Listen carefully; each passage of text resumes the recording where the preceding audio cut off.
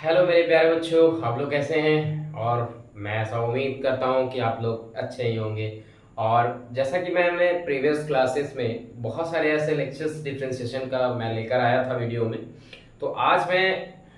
Previous class में जो मैंने डिफरेंशिएशन का लेक्चर लेकर आया था उसमें लॉगरिथमिक डिफरेंशिएशन, और पिछले जो वीडियो जो अगर आप नहीं देखे हो तो वो वीडियो को चेक कर लो पहले कि वो वीडियो आपने देखा है या नहीं देखा है। जैसे मैंने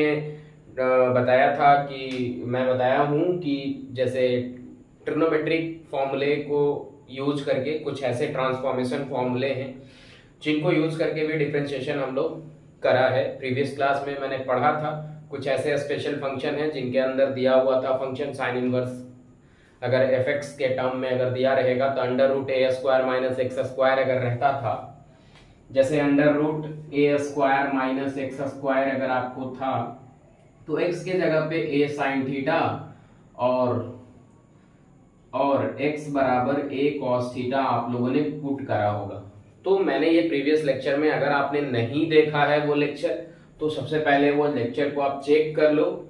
कि आप वो लेक्चर देखे हो या नहीं देखे हो। तो आज हम उसी से रिलेटेड कुछ बहुत ही मोस्ट इंपॉर्टेंट क्वेश्चन जो कि आपके एग्जाम के पॉइंट ऑफ व्यू से बहुत ही इंपॉर्टेंट, मतलब वीवीआई इसको कह सकते हो आप, वीवीआई, जो कि एग्जाम में मोस्ट ऑफ द टाइम ये पूछा जाता है। तो मैं जो है इस क्वेश्चन को मैं सॉल्व करूंगा और बहुत इंपॉर्टेंट है ये। आप अगर खोजोगे तो आर डी शर्मा में भी मिल जाएगा आपका, और कई बार जेई में भी पूछा गया है, मतलब जेई मेंस में भी ये क्वेश्चन आ चुका है, जो कि आपका जो फर्स्ट नंबर क्वेश्चन जो मैं लिया हूँ बहुत इंपॉर्टेंट है एग्जाम के पॉइंट ऑफ व्यू से। तो मैं बता दूं कि ये एग्जाम के पॉइंट ऑफ व्यू से बहुत ही, और ये अभी डिस्कस करूंगा आपके सामने। तो मैंने प्रीवियस क्लास में ये भी पढ़ा था लॉगरिथमिक डिफरेंशिएशन में। लॉगरिथमिक डिफरेंशिएशन में हम लोगों ने क्या पढ़ा था कि अगर कोई fx का पावर अगर gx रहेगा तो आपको क्या ले लेना है, fx का पावर अगर gx रहेगा तो आपको log ले लेना है दोनों ही साइड। आपके दिमाग में क्या स्ट्राइक करना चाहिए कि log लेना ही लेना है आपको, अगर fx का पावर अगर gx के फॉर्म में, या किसी भी वेरिएबल का पावर अगर इरेशनल नंबर हो या फिर फ्रैक्शनल पावर हो या फिर कोई ऐसा पावर दिया हुआ हो, है ना, वेरिएबल का पावर में अगर एक्सप्रेशन ऐसा दिया रहेगा कि अगर उसके पावर में कुछ दिया हुआ है, इरेशनल पावर हो या फिर फ्रैक्शनल पावर हो, है ना, तो इस तरीके से अगर आपको पावर में दिया रहेगा तो उस केस में भी, जैसे मान लीजिए कि x का पावर अगर रूट x दिया हुआ है, चाहे y का पावर रूट x, जैसे y का पावर अगर x रूट x अगर ऐसा दिया हुआ रहता तो इस केस में भी आपको log लेना ही पड़ता, मतलब कि बिना log का आप इसको डिफरेंशिएट नहीं कर पाओगे। तो चलिए इस क्वेश्चन को सॉल्व करते हैं, और बहुत ही इंपॉर्टेंट होने वाला है ये क्वेश्चन आपके लिए, और एग्जाम के लिए भी बहुत इंपॉर्टेंट है ये क्वेश्चन। तो सबसे पहले मैं बता दूं कि ये क्वेश्चन क्या दिया हुआ है, आप पहले लिख डालो इसको, x to the power m y to the power n x plus y, और यहाँ पे भी देख लीजिए कि कोई एक्सप्रेशन दिया हुआ है, x और y का भी पावर में कुछ दिया हुआ है, और आपका यहाँ भी क्या है, ये जो है आपको ये x प्लस वाई का भी पावर m प्लस n दिया हुआ है। तो यहाँ पे कुछ एक्सप्रेशन जो वेरिएबल का पावर में कुछ एक्सप्रेशन पावर में फिर से दिया हुआ है, मतलब कि अगर ये एक्सप्रेशन अगर वेरिएबल का दिया हुआ है उसके पावर में अगर कुछ मौजूद है तो आपको क्या स्ट्राइक करना चाहिए, लॉग, मतलब कि यहाँ पे आपको लॉग ले लेने पड़ेंगे। तो लॉग ले लीजिए आप, तो क्या होगा, log x to the power m, m इस तरीके से होगा, और इधर अगर आप लॉग लेते हो तो लॉग एक्स प्लस वाई, है ना, का पावर m प्लस n, यहां तक कोई। अब लॉग का एक प्रॉपर्टी आपको लगाना पड़ेगा, क्या है लॉग का प्रॉपर्टी भाई, कि अगर इस तरीके से लॉग एनी बेस, किसी भी बेस पे अगर a to the power m दिया हुआ है तो पावर जो है मल्टीप्लीकेशन में आ जाता है, मतलब log a to the base e, log a to the base e हो जाता है। तो इसी प्रॉपर्टी से यहाँ पे क्या हो जाएगा आपका कि ये जो पावर है ना, तो सबसे पहले तो ये प्रोडक्ट रूल आप याद कीजिए। लॉगरिथम में क्या होता है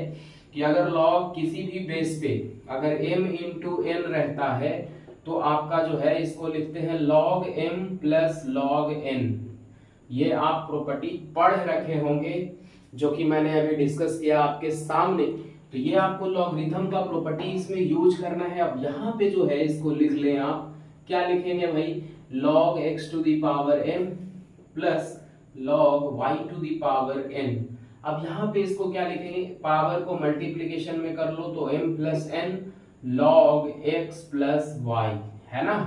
अब ये आपका इस तरीके से फंक्शन दिख रहा है। अब अभी तो यहाँ पे कुछ आप किए ही नहीं हो, अब यहाँ पे आपको जो है मुद्दा होता है कि आपको डिफरेंशिएट करना है। तो डिफरेंशिएट करना है तो सबसे पहले इसको पावर में लिख लो, तो m log x हो जाएगा, एक स्टेप और लिखते हैं, और n log y, है ना, और यहाँ पे m plus n log x plus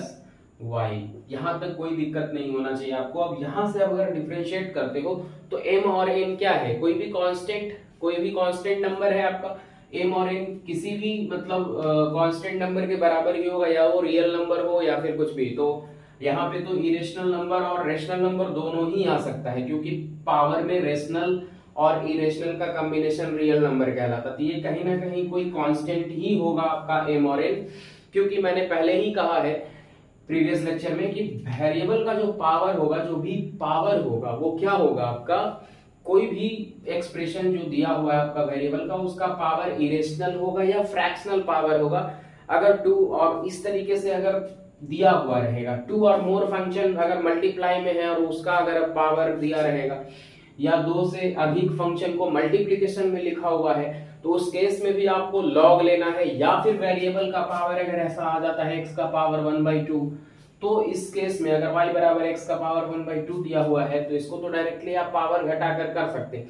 लेकिन अगर y का पावर x का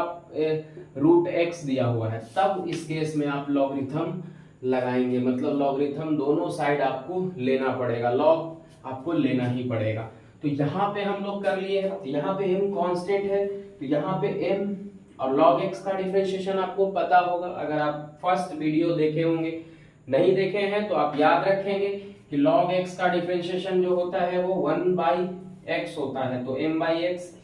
यहाँ पे हो जाएगा n/y, मतलब log y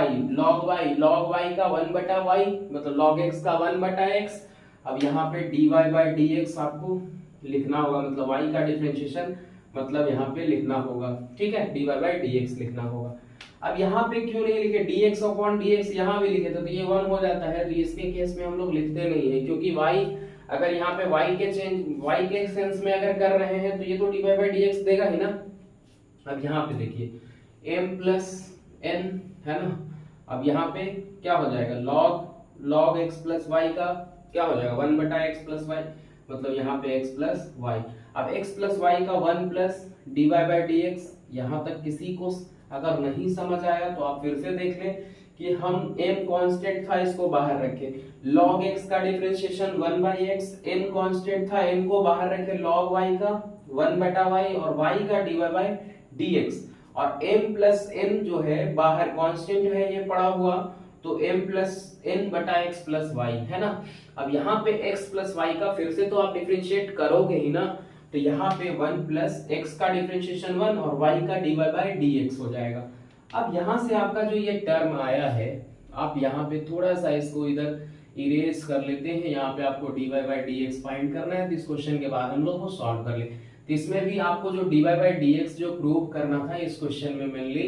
dy/dx जो है आपको y/x लाना है। तो यहाँ से हम लोग सॉल्व करते हैं। ये क्वेश्चन जो है आपका फाइनली जो है पहुंचा है m/x,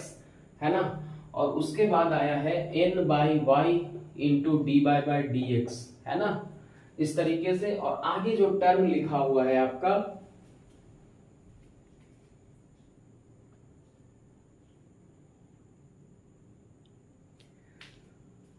तो देखिए यहाँ पे टर्म जो लिखा हुआ है आपका क्या हो जाएगा आपका, देखिए ये इधर जो लिखे हैं आप m plus n x plus y और 1 प्लस dy/dx, है ना, ये आपको लिखना पड़ेगा। अब इधर सॉल्व करेंगे थोड़ा सा, है ना।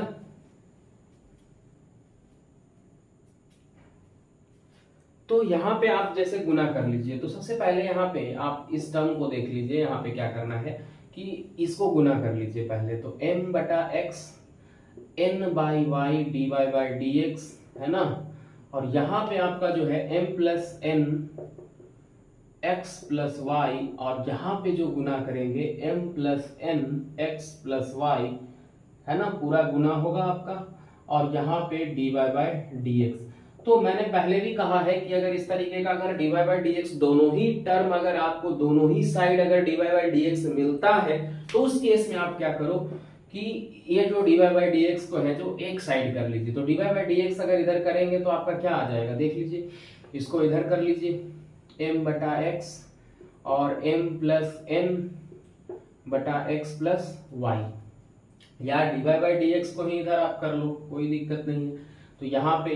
अगर इधर dy बाय dx को करोगे तो देखो dy बाय dx कॉमन होगा कि नहीं, यहाँ भी dy बाय dx, यहाँ भी, तो यहाँ क्या बचेगा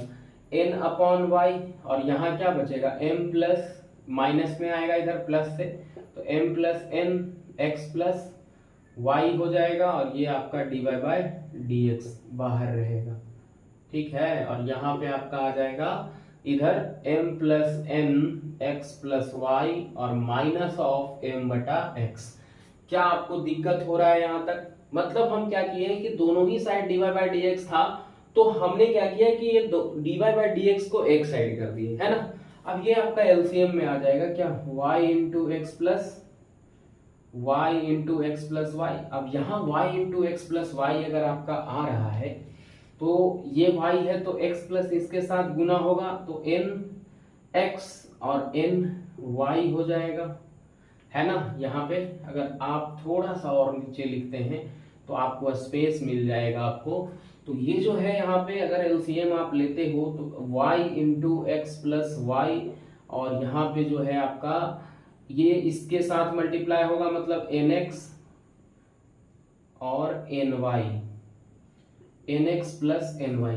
जैसे आप देख सकते हो कि x प्लस वाई अगर इसके साथ मल्टीप्लिकेशन में जाएगा तो होगा उस तरीके से। अब ये यहाँ पे जाएगा तो क्या हो जाएगा, my, है ना,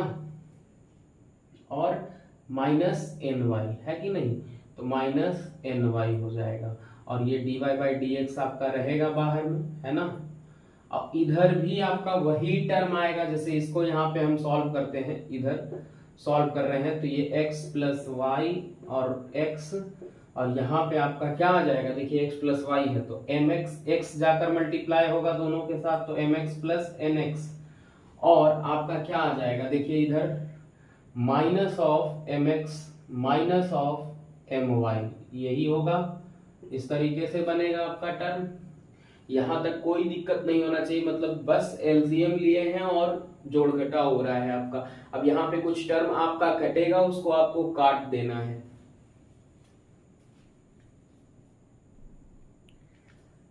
अब यहाँ पे जनरली आपको क्या करना है, देखिए अब यहाँ पे टर्म जब पहुंचा तो हमने क्या किया कि ये इधर सेपरेट किया, मतलब dy बाय dx वाले टर्म को इधर कर लिया मैंने, और m प्लस एन और बटा x plus y minus m by x.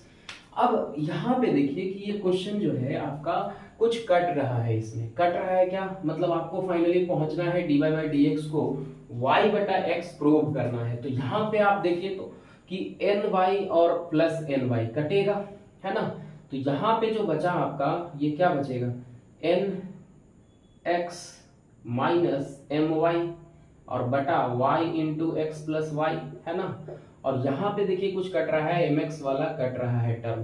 तो यहाँ पे भी आपका जो है बचा ये टर्म जो है इसके बराबर में ही ये टर्म हम लेकर चल रहे हैं। तो यहाँ जो है x प्लस वाई था तो x इसके साथ गुना हुआ, देख लो सही से, x इसके साथ हुआ तो mx और nx होगा, और माइनस यहाँ पे माइनस है तो माइनस से मल्टीप्लाई होगा, ब्रैकेट खुलेगा तो माइनस से मल्टीप्लाई, ये जो x है यहाँ x के इसके डिनोमिनेटर में है तो x प्लस वाई यहाँ जाएगा, तो minus x minus m y, तो एम एक्स और m x plus minus cut जाएगा। अब यहाँ पे आपका जो बचा वो एन एक्स और माइनस एम वाई यही बचा, और x प्लस वाई और इंटू एक्स, और यहाँ d y by d x आपका तो रहेगा ही रहेगा। तो यहाँ पे आप d y by d x आप ले लो। तो यहाँ पे देखिए तो x प्लस वाई भी कटा और ये भी सेम टर्म है तो ये भी काट दो ऊपर में, है ना। तो ये कट गया तो ये ऊपर चला जाएगा, मतलब d y by d x, सिर्फ इसको आपको क्या करना है कि d y by d x, और ये y जो है इसके साथ उधर मल्टीप्लाई हो जाएगा, मतलब y अपॉन x, क्योंकि इधर x बचा हुआ है तो सिर्फ इसको आपको उधर ले लेना है। तो ये आपके रिक्वायर्ड रिजल्ट के बराबर आ गया, मतलब dy बाई dx को जो है y बटा x के बराबर प्रूव करना था। कितना आसान क्वेश्चन था आपके सामने मैं पेश किया कि ये जो एक्सप्रेशन दिया हुआ है पावर के फॉर्म में दिया था। तो फर्स्टली आपको क्या करना है, इसमें सिंपली आपको जो है कैलकुलेशन है ना, और जनरली इसमें हम लोग लॉगरिथम लगाए हैं, मतलब लॉग का कुछ प्रॉपर्टी आपका यूज हुआ है, और कितने अच्छे से इस क्वेश्चन को हम लोगों ने पूरा कर लिया, कंप्लीट कर लिया है ना। तो ये जो है x to the power m और y to the power n का जो है x प्लस y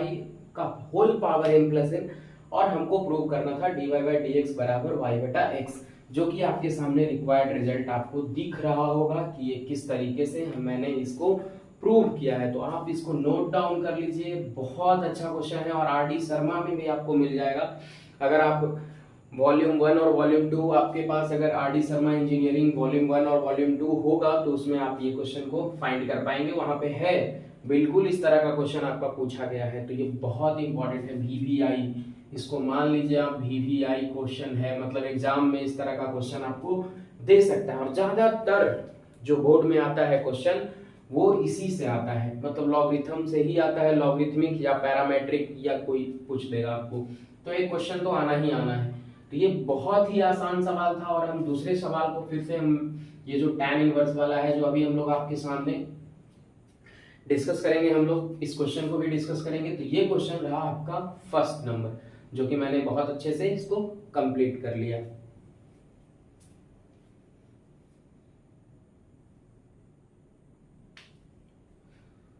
तो चलिए ये अगर कंप्लीट हुआ तो मैं नेक्स्ट क्वेश्चन की ओर बढ़ता हूं मैं। ये आपका फर्स्ट नंबर सवाल था आपका।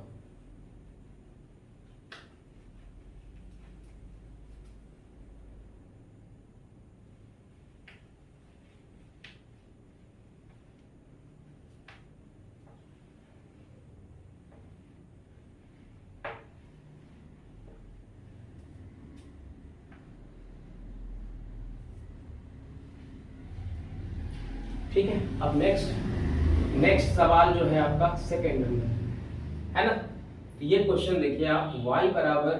tan इनवर्स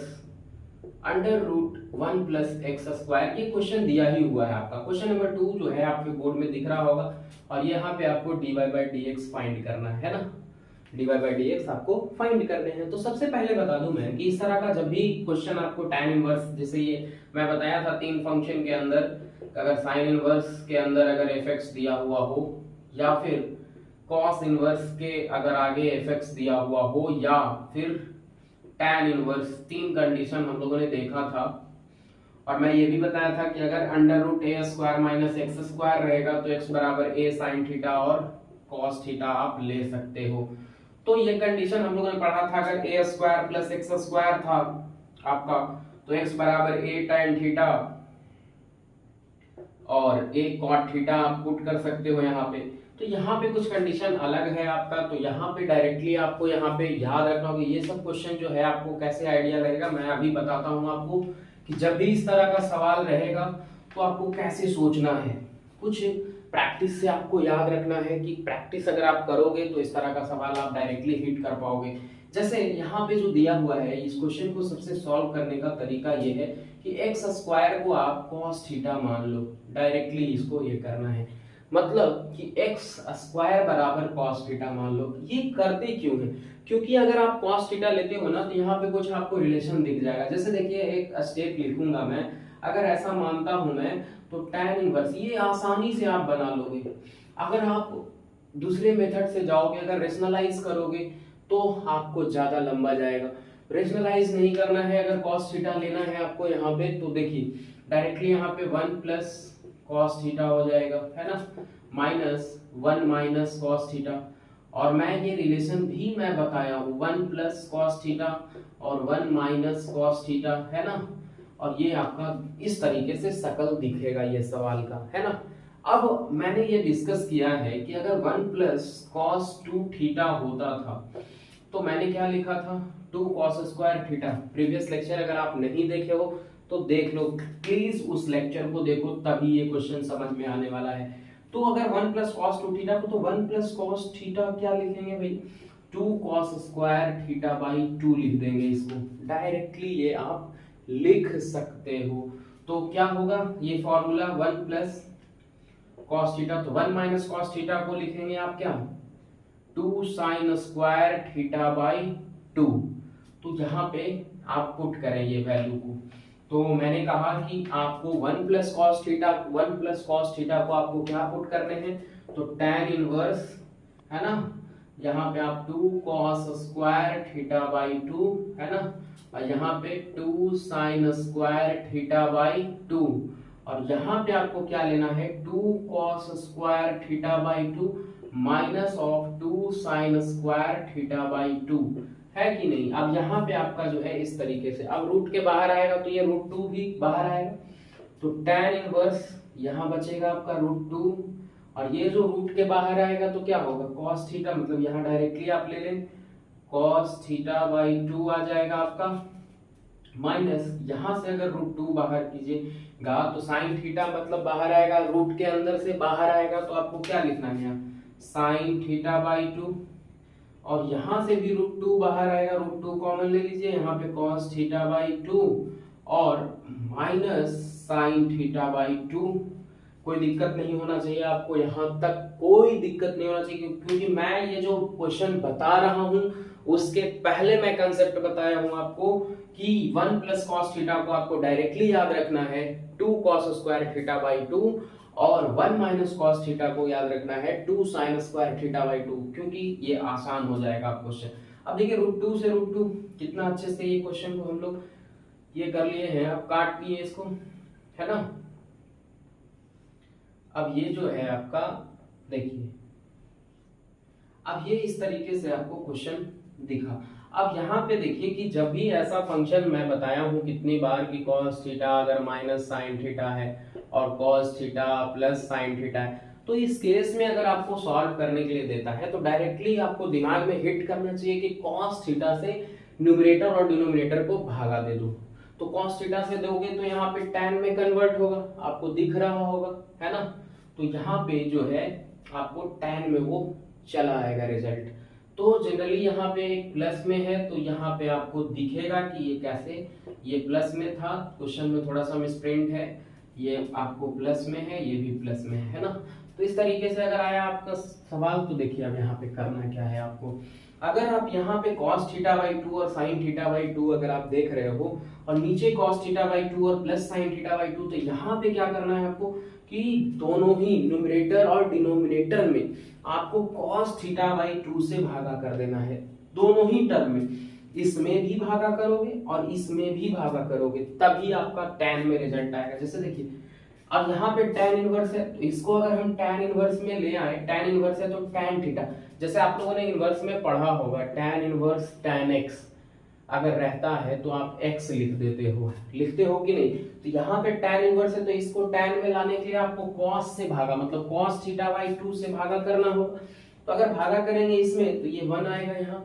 तो यहाँ आपका आएगा tan इनवर्स, और यहाँ cos थीटा बाई 2 से अगर भागा कर रहे हो यहाँ तो 1, और यहाँ tan थीटा बाई 2, और यहाँ पे फिर से अगर भागा करोगे तो 1 और प्लस tan थीटा बाई 2, है कि नहीं। अब ये फॉर्मूला आपको नहीं दिख रहा होगा अभी कि ये फॉर्मूला को हम लिख क्या सकते हैं, चलिए देखते हैं इसको। तो क्या हम 1 को tan पाई बाई 4 लिख सकते हैं क्या, और अगर इसमें कुछ नहीं मल्टीप्लिकेशन में है तो 1 तो मल्टीप्लिकेशन में है, तो tan पाई बाई 4 यहाँ भी पुट कर सकते हैं। मतलब इस फॉर्मूले को अगर मैं लिखूं ऐसा कि 1 tan pi by 4 minus of tan theta by 2 और 1 plus tan pi by 4 into tan theta by 2, कोई दिक्कत किसी को भी, क्या ये tan a minus tan b 1 plus tan a into tan b है क्या, है बिल्कुल। तो क्या मैं इसको ऐसा लिख सकता हूं tan pi by 4 minus theta by 2, बिल्कुल लिख सकता हूं, tan a माइनस b का फॉर्मूला ये आपको दिख गया। तो यहाँ पे आप इस फॉर्मूले को अप्लाई करेंगे तो इसको आप अगला स्टेप में क्या लिखने वाले हो, tan inverse tan pi by 4 minus of tan theta by 2 ये आपका π/4 और 1 प्लस tan π/4 इंटू tan θ/2, ये आपका जो है पूरा फॉर्मूला ये बना। अब इसको लिख सकते हो आप tan inverse tan a minus b, तो a के जगह पे π/4, तो tan है ना आपका ये हो जाएगा tan inverse tan π/4 minus θ/2, b के जगह पे वही है। तो क्या मैं इसको ऐसा लिख सकता हूँ? अभी हमने डिफरेंशिएट नहीं किया है, अभी मैंने डिफरेंशिएट किया ही नहीं है इसको, मतलब अभी इसको ट्रांसफॉर्म करके हम लोग सिंपलेस्ट फॉर्म में पहले लाना चाहते हैं, क्योंकि अगर इस तरीके का अगर आपका बड़ा फंक्शन दिया हुआ है तो आप उसको डायरेक्टली डिफरेंशिएट नहीं कर सकते हो, मतलब इसमें आपको कुछ सब्स्टिट्यूशन करना होगा, उसके बाद सिंपलेस्ट फॉर्म में आपका आएगा, और सिंपलेस्ट फॉर्म में आने के बाद इसको आप आसानी से कर सकते हो। जैसे यहाँ पे आया आपका π/4 माइनस θ/2। अब मुद्दा ये होता है कि हमको तो रिजल्ट लाना है x में, तो थीटा का वैल्यू यहाँ से आप ले लो, तो थीटा बराबर यहाँ से आप क्या फाइंड कर, इधर भेजोगे तो इनवर्स में आ जाएगा, इनवर्स में आप लोग पढ़े होंगे cos इनवर्स x स्क्वायर, तो यहाँ पे π/4 minus cos inverse x square by 2। अब यहाँ पे आपको करना है डिफरेंशिएट, मतलब ये आया y। अब यहाँ पे अगर डिफरेंशिएट करोगे तो dy बाई dx निकालेंगे, π/4 का डिफरेंशिएशन कांस्टेंट है, π/4 एंगल है, कोई भी कांस्टेंट वैल्यू है, तो dy बाई dx इसका 0 होगा। अब यहाँ पे 1/2 को बाहर कर लीजिए आप, है ना। अब cos इनवर्स x का डिफरेंशिएशन क्या होता है, तो cos इनवर्स x का होता है minus of under root 1 minus x square, ठीक है। तो यहाँ पे minus of 1 by under root 1 minus x square. अब यहाँ पे इसको पुट कर दीजिए, तो यहाँ पे cos इनवर्स x के जगह पे एक्स स्क्वायर है, cos इनवर्स x का डिफरेंशिएशन ये होता है minus 1 by under root 1 minus x square, तो x था तो एक्स स्क्वायर, तो एक्स स्क्वायर है तो x टू द पावर 4 हो जाएगा, मतलब कि इसका हो जाएगा 1 by under root 1 minus x to the power 4, और x स्क्वायर का जो डिफरेंशिएशन होगा वो क्या होगा, x स्क्वायर का डिफरेंशिएशन होगा 2x, है ना। अब यहाँ से आपका जो है ये कटेगा, तो ये आपका आ गया माइनस x बटा under root 1 minus x to the power 4। क्या ये क्वेश्चन को कंप्लीट कर लिया मैंने? तो आप लोग कितने अच्छे से इसको देखा, और बहुत ही अच्छा क्वेश्चन था कि अगर आप इस तरीके से अगर फंक्शन दिया हो रहा है तो ये प्रैक्टिस से आएगा, मतलब practice makes a man perfect. अगर आप प्रैक्टिस करते हो, क्वेश्चन बार बार बनाते हो, तो ये आपके दिमाग में स्ट्राइक करेगा कि हाँ एक्स स्क्वायर बराबर यहाँ पे सब्स्टिट्यूशन मुझे क्या लेने हैं, तो ये आपको प्रैक्टिस से आएगा, ऐसे नहीं आ सकता ये, क्योंकि आप ज्यादा से ज्यादा अगर, जैसे मैंने अभी एक क्वेश्चन आपके सामने अभी कराया है, तो जब आप दूसरी बार नेक्स्ट टाइम आप अगर क्वेश्चन करने जा रहे हो तो ये डायरेक्टली हिट करेगा कि हाँ सर ने कुछ बताया था कि एक्स स्क्वायर बराबर क्या पुट करना है यहाँ पे, तो मैंने ये अभी कहा आपको क्वेश्चन में कि एक्स स्क्वायर था तो कॉस थीटा मैंने लिया, और ये देखिए कि डिफरेंशिएट करने के पहले ये इतना टर्म आपको सिर्फ सिंपलेस्ट फॉर्म में लाने के लिए करने थे, तो ये आपको, अब फाइनली हम लोग क्या 2 लाइन में डिफरेंशिएट इसको किया है। तो इसके पहले जो भी मैंने किया, ये जो यहाँ पे dy बाई dx जो आपको फाइंड करना था, ये जो क्वेश्चन है आपका रियली सॉल्यूशन यहाँ से हम लोगों ने देखा है कि पहले एक्स स्क्वायर बराबर कॉस थीटा जो है हम लोगों ने लिया, तो ये देखिए यहाँ तक जो मैंने लिया है सारा जो सॉल्यूशन लाया है इसका π/4 माइनस θ/2, ये आपको डिफरेंशिएट करने के पहले आया है, आप ध्यान से देख लो। और मैंने 2 लाइन में, लास्टली जो 2 लाइन में हम इसको डिफरेंशिएट किए हैं, तो ये π/4 माइनस θ/2। अब ये cos इनवर्स x का जो डिफरेंशिएशन था वो माइनस ऑफ, तो माइनस और माइनस ये क्या होगा, यहाँ पे थोड़ा सा मिस्टेक हुआ है, इसके लिए सॉरी चाहता हूँ आप लोगों से कि ये गलती होता है, क्योंकि मेरा भी दिमाग ही है तो कभी कभी हो जाता है, इसके लिए आप माफ कर दीजिएगा मुझे। तो ये माइनस माइनस प्लस हो जाएगा, तो ये प्लस में आंसर आ जाएगा, बस इसमें कोई गलती नहीं थी। मतलब मैंने लिखा था यहाँ पे cos इनवर्स x का डिफरेंशिएशन जो है minus of under root 1 minus x square, तो यहाँ पे माइनस साइन के साथ जाएंगे तो माइनस माइनस आपका प्लस हो जाएगा। हाँ जी ये सही है। चलिए तो ये आपका क्वेश्चन सेकंड नंबर जो है हम लोगों ने कंप्लीट किया। तो लगभग आपका डिफरेंशिएशन का जो ये सेशन है 1 से 2-3 क्लास में मैं कंप्लीट करके, और कंप्लीटली अगर इसको मैं कंप्लीट कर लूंगा तो इंटीग्रेशन मैं आपके सामने लेकर आऊंगा, क्योंकि इंटीग्रेशन भी बहुत इंपॉर्टेंट है टॉपिक, जो कि आपको बोर्ड के पॉइंट ऑफ व्यू से या फिर किसी भी अदर कम्पिटिटिव एग्जाम के पॉइंट ऑफ व्यू से बहुत इंपॉर्टेंट टॉपिक है। तो लगभग आपको 2 से 3 क्लास में डिफरेंशिएशन का लेक्चर हम लोग खत्म कर चुके होंगे, और कुछ क्वेश्चन और भी जो बचा हुआ है, जैसे इस तरीके का क्वेश्चन मैं अभी कराया आपको, तो कुछ बेसिक आइडिया आपके माइंड में डेवलप हुआ होगा। तो नेक्स्ट सेशन जब भी मेरा डिफरेंशिएशन का होगा तो इस पैटर्न पे क्वेश्चन फिर से मैं कराऊंगा, और बहुत सारे अभी बाकी है, मेरा क्रैश कोर्स भी चल रहा है, तो क्रैश कोर्स में भी मैं डिफरेंशिएशन का बहुत अच्छे अच्छे सवाल मैं कराने वाला हूँ। तो ये आपके लिए बहुत है बूस्टअप सेशन है, बहुत अच्छा कंसेप्ट आपको सीखने के लिए मिलेगा, और इस तरह का सेशन हमें हमेशा हमारे चैनल पे मिलते रहेगा आपको। तो हमारे चैनल को विजिट करते रहें और हमारे चैनल को जल्द ही आप फॉलो कर ले, और नेक्स्ट सेशन में हम लोग बहुत जल्द आपसे मिलेंगे। तो इस सेशन में यहीं तक, लेक्चर बहुत लंबा नहीं करना चाहता, तो ये सेशन मेरा इतना ही, आज का लेक्चर इतना ही समय के लिए था। तो नेक्स्ट लेक्चर में हम लोग बहुत जल्द मिलेंगे। Thank you.